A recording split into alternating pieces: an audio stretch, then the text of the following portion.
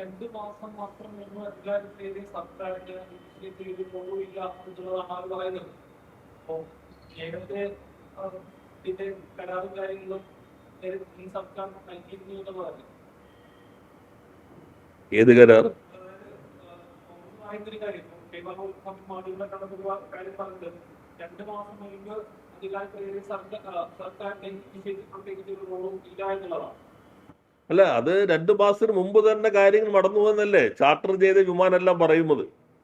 കാരണം ഇടതുപക്ഷം വന്നു കഴിഞ്ഞാൽ ഇത്തരം കാര്യങ്ങൾ നടക്കാൻ ഇടയില്ല എന്നത് മനസ്സിലാക്കിയ ശക്തികളായിരിക്കുമല്ലോ നേരത്തെ ചർച്ച തുടങ്ങിയിട്ടുണ്ടാവുക. ഇപ്പോ സെബിക്ക് കൊടുത്തതായി പുറത്തു വന്ന രേഖകൾ പറയുന്നത് 30-ാം തീയതി കൊടുത്തിരിക്കുന്നു. തൊട്ട് തലേ ദിവസമാണ് എഗ്രിമെന്റ് ഒപ്പുവെച്ചിരിക്കുന്നത്. അപ്പോ ഞങ്ങൾക്കൊരു ബന്ധമില്ലെങ്കിൽ ഇവരെന്ത് ചെയ്യണം? നിയമവിരുദ്ധമായി നടന്നിരിക്കുന്നു, ഞങ്ങൾ ഇത് അനുവദിക്കുന്ന പ്രശ്നമില്ല എന്ന് പറയേണ്ടതല്ലേ? പ്രൊസീജിയർ അനുസരിച്ച് വരട്ടെ. സെബിക്ക് കൊടുക്കുന്നതിന് മുൻപ് ഗവൺമെന്റിന്റെ പ്രയർ അനുമതിക്ക് എത്തേണ്ടതായിരുന്നു, അത് പാലിച്ചിട്ടില്ല. അപ്പൊ അതുകൊണ്ട് ആ അപേക്ഷ പിൻവലിക്കണം, ബാക്കി കാര്യങ്ങളിലേക്ക് പോകണം എന്ന് പറയേണ്ടതില്ലേ? പിന്നെ കോൺഗ്രസിന്റെ അഖിലേന്ത്യാ നേതൃത്വം ഉൾപ്പെടെ പരിശോധിക്കേണ്ടത്, ഞാൻ നേരത്തെ പറഞ്ഞ പോലെ തുറമുഖം പരിശോധിക്കുന്നു, മുഖ്യമന്ത്രി കാണുന്നു, ധനവകുപ്പിലേക്ക് അയക്കുന്നു, അതും ധനമന്ത്രി എന്ന മുഖ്യമന്ത്രി കാണുന്നു, അത് നിയമവകുപ്പിലേക്ക് അയക്കുന്നു, അത് നിയമമന്ത്രി എന്ന മുഖ്യമന്ത്രി കാണുന്നു, അങ്ങനെ വീണ്ടും മുഖ്യമന്ത്രിയിലേക്ക് എത്തി, വേണമെങ്കിൽ മന്ത്രിസഭയിലേക്ക് അയക്കുന്നു.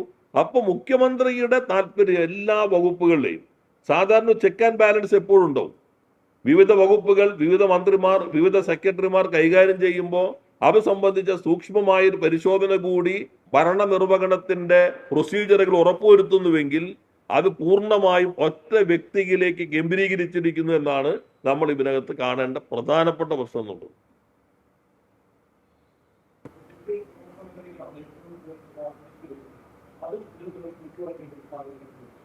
അല്ല, നമ്മൾ കാണേണ്ട ഒരു അസാധാരണത്വമുണ്ട്. ഇപ്പോൾ കേരളത്തിന്റെ തുറമുഖങ്ങൾ 17 ചെറുകിട തുറമുഖങ്ങൾ, നമ്മുടെ വല്ലാർപാടം കണ്ടെയ്നർ ട്രാൻസ്ഷിപ്മെന്റ്, വിഴിഞ്ഞം തുറമുഖം, ഇതെല്ലാം നന്നായി ഉപയോഗിക്കേണ്ടതാണെന്ന് നേരത്തെ ആർക്കും തർക്കമില്ല. ഇപ്പൊ ഞങ്ങൾ വിഴിഞ്ഞം കോൺക്ലേവ് നടത്തിയല്ലോ സഭയിൽ. അദ്ദേഹം ഇപ്പൊ ഈ മെഡിറ്ററേനിയൻ ഷിപ്പിംഗ് കമ്പനിയുടെ ആളുകൾ ഉണ്ടല്ലോ അവിടെ. പക്ഷേ വിഴിഞ്ഞം കോൺക്ലേവ് എന്നുള്ളത് അവിടുത്തെ ലോജിസ്റ്റിക് പാർക്കുകൾ, മാനുഫാക്ചറിങ് ക്ലസ്റ്ററുകൾ ഇത് ഉപയോഗിച്ചിട്ട് വെറുതെ ഈ ഒഴിഞ്ഞ കണ്ടെയ്നർ വന്ന് തിരിച്ചു കയറി പോകുന്നു എന്നതുകൊണ്ട് നമ്മുടെ എക്കണോമിക്ക് പ്രതീക്ഷിക്കും അത്ര ഗുണം ഉണ്ടാവില്ല. അപ്പൊ അതുകൊണ്ട് ലോജിസ്റ്റിക്സ് വേണം. പിന്നെ ഞങ്ങൾ നേരത്തെ പറഞ്ഞതുപോലെ ലോകത്തുനിന്ന് എമ്പാടുന്നുള്ള അസംസ്കൃത വസ്തുക്കൾ ഇങ്ങോട്ട് വരികയും അല്ലെങ്കിൽ പല പാർട്സുകൾ ഇങ്ങോട്ട് വരികയും അത് അസംബിൾ ചെയ്ത് പുതിയ ഉൽപ്പന്നമായിട്ട് ലോകത്തിന്റെ പല ഭാഗങ്ങളിലേക്ക് കൊണ്ടുപോകാൻ പറ്റുന്ന മാനുഫാക്ചറിങ് സംവിധാനങ്ങൾ വിഴിഞ്ഞത്തിനോട് ചേർന്ന് വികസിക്കണം. അതിനുവേണ്ടിയാണ് 1000 കോടി രൂപ വരെ വായ്പ എടുക്കാൻ കിൻഫ്രയ്ക്ക് നേരിട്ട് അനുമതി നൽകി വിഴിഞ്ഞം കോൺക്ലേവ് സംഘടിപ്പിച്ചു. ഇവരെല്ലാം പങ്കെടുത്തിട്ടുണ്ട്. അതെല്ലാം വികസിപ്പിക്കേണ്ടത് തന്നെ. പക്ഷെ ഇത് ഒറ്റ വിലയ്ക്ക് കേന്ദ്രീകരിക്കുന്ന പൂർണ്ണമായിട്ട് ഇപ്പോൾ മെഡിറ്ററേനിയൻ ഷിപ്പിംഗ് കമ്പനിയാണ് ഏറ്റവും കൂടുതൽ ഷിപ്പുകൾ അവിടേക്ക് എത്തിക്കുന്നത്. അപ്പൊ ആ കമ്പനിക്ക് തന്നെ ഈ പോർട്ടിന്റെ പൂർണ്ണ നിയന്ത്രണം വന്നാൽ ആ കമ്പനിയുടെ താല്പര്യങ്ങൾക്കനുസൃതമായ വ്യവസ്ഥകളായിരിക്കും അവിടേക്ക് വരിക. അങ്ങനെ വന്നു കഴിഞ്ഞാൽ ഒരു സ്വതന്ത്രമായ മത്സരം ഇല്ലാതാകും, മൊണോപ്പൊളിയിലേക്ക് പോകും. അതുകൊണ്ടാണ് മിക്കവാറും രാജ്യത്തെ തുറമുഖങ്ങളൊന്നും ഷിപ്പിംഗ് കമ്പനികൾക്ക് പൂർണ്ണമായി അതിൻ്റെ നിയന്ത്രണമുള്ള രീതി അംഗീകരിക്കാതെ പോകുന്നത്. മറ്റ് എല്ലാവരുടെയും ഒരു മത്സര സ്വഭാവത്തെ നിലനിർത്താൻ വേണ്ടിയാണ് അത്തരം നിലപാട് സ്വീകരിക്കുന്നത്.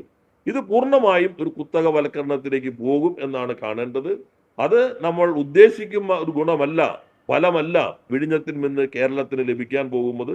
അതുകൊണ്ടാണ് ഇത് ഗൗരവമായി തന്നെ കാണണം എന്ന് പറയുന്നത്. അതുപോലെ തന്നെയാണ് തൊഴിലുറപ്പ് പദ്ധതി. ഇപ്പൊ മാറിയല്ലോ, പുതിയ സംവിധാനം വന്നു. അപ്പൊ ഇന്ന് ചില മാധ്യമങ്ങളിൽ കാണുന്നുണ്ട് തെലങ്കാന ഗവൺമെന്റ് സുപ്രീം കോടതിയെ സമീപിക്കുന്നുണ്ട്.